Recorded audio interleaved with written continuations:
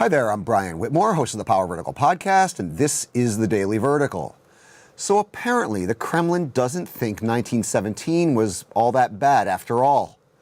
Throughout the year, Vladimir Putin's regime studiously ignored dates associated with the centenary of the Bolshevik Revolution. The last thing they wanted, of course, was for Russians to have popular uprisings and coups on their minds in these times of rising discontent. But yesterday's anniversary marking the centenary of the founding of the Cheka, the original Soviet-era secret police and the predecessor to the NKVD and the KGB, was another story.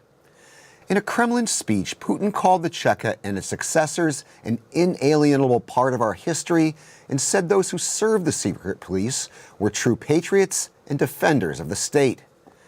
And in a lengthy interview with the official Russian government newspaper Rossiyskaya Gazeta, FSB Chief Alexander Bortnikov offered a remarkable defense of the mass purges, forced deportations, and gulag system that cost millions of lives.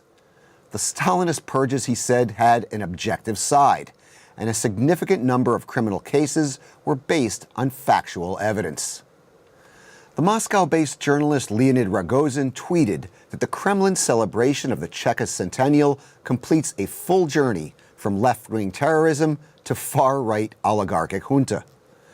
The human rights organization Memorial issued a statement saying that the celebrations made a mockery of the memory of millions of victims of Soviet-era purges. You can tell a lot about a regime from the parts of its history it chooses to highlight.